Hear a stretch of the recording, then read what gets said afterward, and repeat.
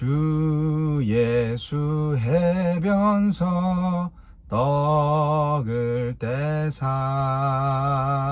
무리를 먹이어 주심같이 영생의 양식을 나에게도 풍족히 나누어 주옵소서. 생명의 말씀인 나의 주여,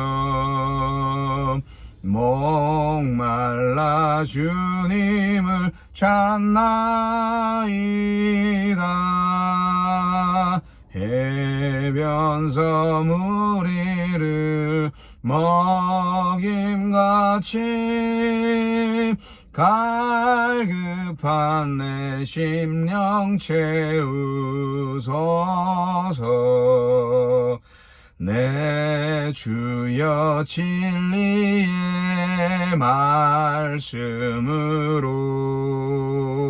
사슬에 얽매인 날 푸시사 내 맘의 평화를 누리도록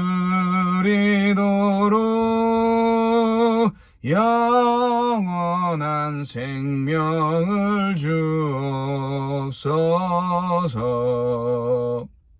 성령을 내 맘에 보내셔서 내 어두운 영에는 밝히시사 말씀에 감추인 참 진리를 깨달아 알도록 하옵소서. 아멘.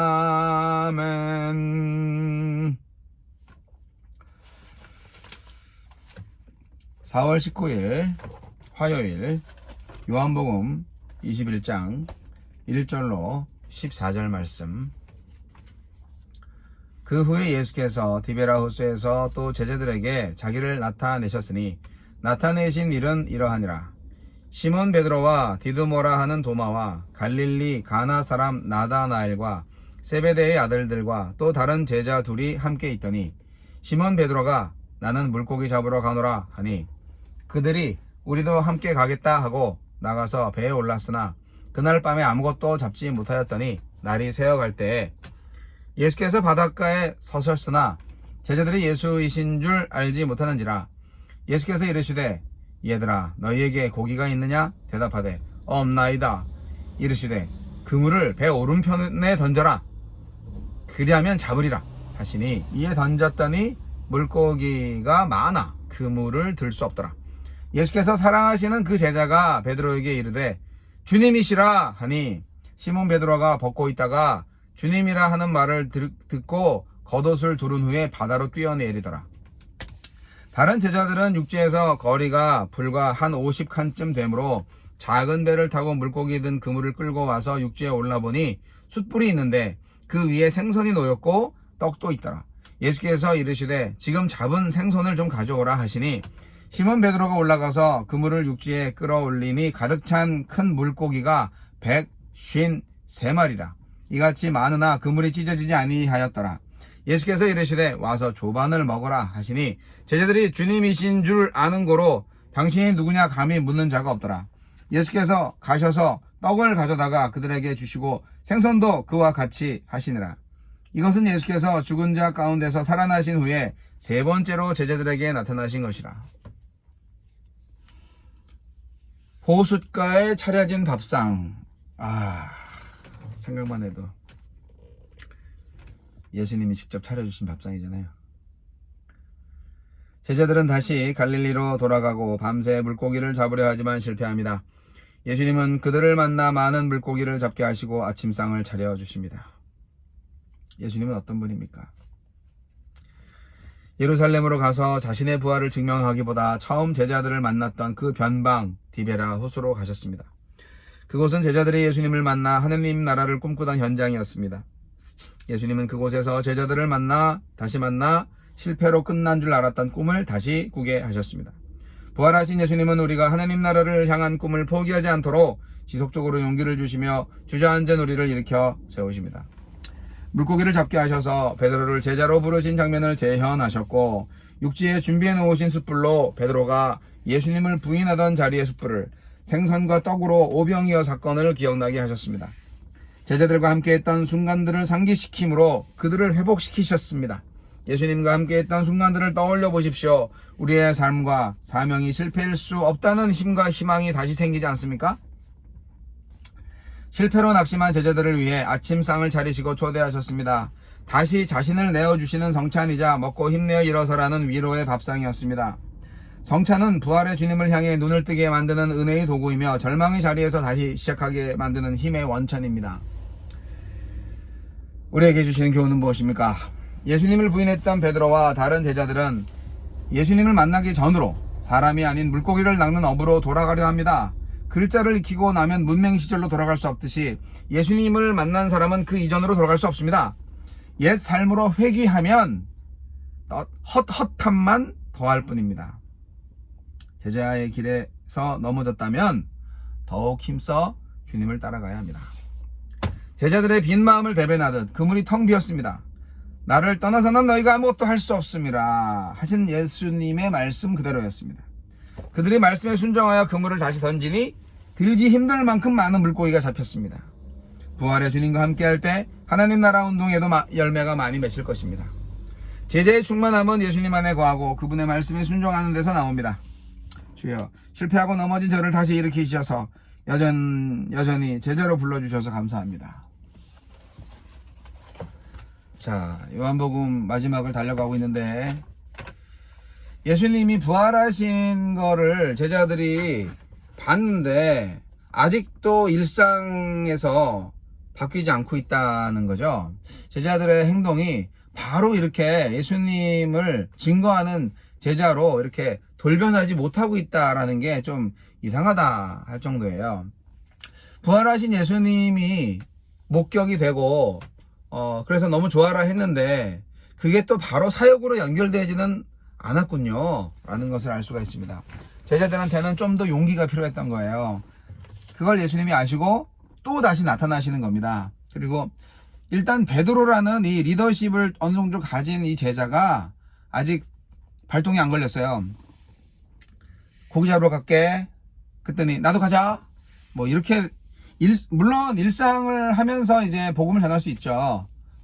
하지만 일상을 하면서 복음을 전하는 사람의 마음하고는 좀 다른 것 같아요. 그냥 일상으로 돌아가는 것 뿐이죠. 고기나 잡아야지. 먹고는 살아야 되니까. 네, 먹고 사는 거 중요하죠. 그랬더니 다른 제자들도 베드로가 가니까 그럼 나도 가자. 고기 잡으러. 그렇게 되는 거 아닐까요? 사도행전에 의하면 예수님은 승천하기 전 40일 동안 제자들과 간헐적으로 만나서 가르치고 함께 계셨어요.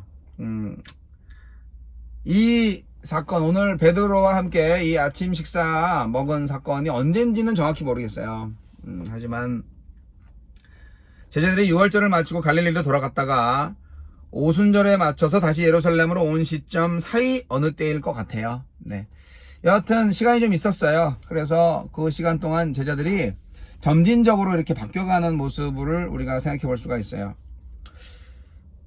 오늘 말씀은 요한복음에만 있습니다. 요한복음에만 있어요. 공간복음서에는 없습니다. 근데 이것은 어떻게 보면은 굉장히 드라마틱하죠. 맨 처음에 베드로를 부를 때 똑같이 고기 잡을 때 불렀잖아요. 고기 못 잡고 있을 때 깊은 데로 가서 그물을 던져라 그랬더니 고기가 왕창 잡혔잖아요. 이번에는 오른쪽으로 던져라 그랬더니 또 왕창 잡혔잖아요. 베드로가 옛날 자기를 부를 때가 딱 생각이 나지 않겠어요? 예수님이 의도한 거죠. 그리고 또 숯불을 피워놨네. 예수님이 잡혀가지고 신문당할 때 베드로도 그 뜰에서 멀리서 숯불 쬐고 있었잖아요. 그때 닭이 3번 울면서 예수님을 부인한 게 또 딱 생각이 나게 만드네요. 베드로는 아주 몸둘 바를 모르는 거죠. 그래서 주님이시다 하니까 어떻게 내가 주님을 봐, 배신자. 그래서 겉옷을 두르고 물에 빠진 거죠. 겉옷을 두른다는 것은 이 팔레스타인 사람들은 겉옷이 외출복이에요. 일상생활 할 때는 이제 일을 하지만 이제 외출할 때는 겉옷을 두릅니다. 그러니까 이제 그 자리에는 도망가려고 하는 거죠. 그 순간에는 도망가려고 한 거예요. 근데 뭐 지가 도망가면 어디를 가겠어요. 결국 무트로 나와서 예수님이 이제 구운 생선과 떡을 대접하시면서 와서 아침을 먹어라. 예수님이 차려주신 밥상을 한 번만 받아봤으면. 이 장면을 생각하면 그냥 눈물 납니다. 부활하신 예수님이 오셨는데 제자들은 아직도 예수님이 그렇게 3년 동안 가르치고 비전을 주시고 정말 하나님의 나라를 다시 한번 일으켜보자, 새롭게 일으켜보자, 그렇게 으쌰으쌰 했을 때가 기억나는데 지금 아직 용기가 안 난 거잖아요.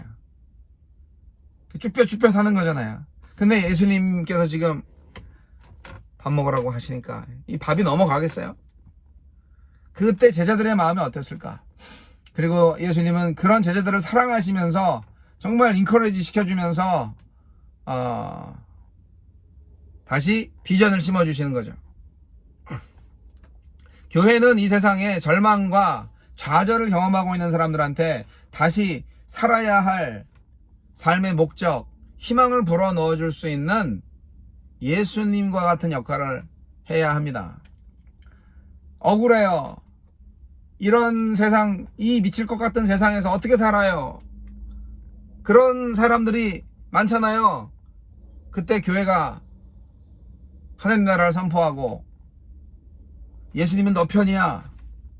예수님 널 사랑하셔. 진리는 반드시 승리한단다. 희망을 가지고 다시 일어나자. 주님은 우리에게 가장 좋은 것으로 갚아주실 거야. 그렇게 증거할 수 있어야 됩니다, 교회가. 제자들이 예수님과 함께 귀한 만남을 가지면서 용기를 얻었습니다. 이 식탁 공동체는 이래서 굉장히 중요합니다. 밥을 먹으면 마음이 전해져요. 그래서 우리가 다시 한번 사랑을 받고 꿈을 되찾을 수가 있어요.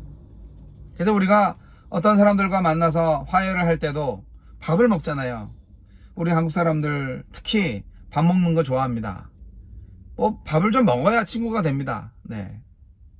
물론 술을 먹으면 더 좋은 친구가 될 수도 있다는 사람들도 있지만 술은 좀 위험합니다. 밥이 좋아요.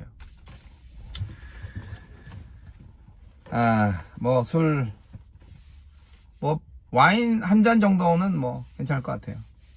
유대인들도 팔레스타인에서도 그렇게 음료수로 와인을 드셨으니까.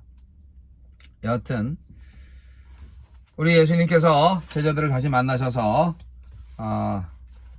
다시 오병의 기적의 그 광경, 어이구 떡과 물고기, 그래 맞아, 주님께서 이거를 축사하셔서 우리 모든 사람들한테 먹여주셨지. 그런 것처럼 지금 제자들한테 먹여주시는 모습, 이 모든 것들이 사역을 다시 시작할 수 있도록 예수님이 힘을 주시는 겁니다. 예수님께서 가장 사랑하시는 그 제자가 분명히 요한일 겁니다. 이 요한복음의 저자. 그래서 요한이 이제 예수님을 맨 먼저 알아봤죠. 주님이시다! 그랬더니 베드로가 맨 먼저 바다로 뛰어들었어요.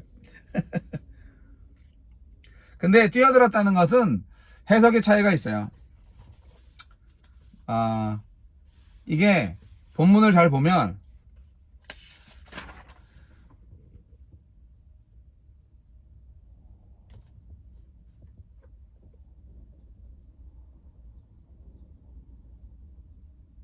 예수님이 베드로의 배에 올랐나 아니면은 제자들의 배에, 다른 제자들의 배에 올랐나, 그게 좀 그래서 잘 모르겠어요, 솔직히 말해서. 베드로가 주님한테로 오려고 뛰어들었나? 하는 생각도 들어요. 예. 저는 도망간 거로 생각을 했어요. 너무 부끄러워가지고. 그런데 또 다시 왔잖아요. 여하튼 뭐 부끄러워서 뛰어내렸던, 뭐 주님한테 오려고 뛰어내렸던, 하여간 바다로 뛰어들었어요. 자, 이제 여기서 이제 베드로가 확실하게 용기를 얻었겠죠. 저도 용기를 얻고 싶습니다, 주님. 저도 생선 좋아하는데. 자, 저와 여러분이 이 세상의 절망 속에 있는 사람들한테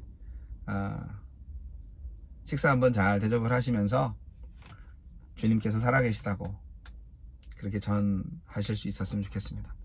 그 식탁 공동체가 어떻게 보면 다시금 교회의 시작이 될 수 있지 않을까요?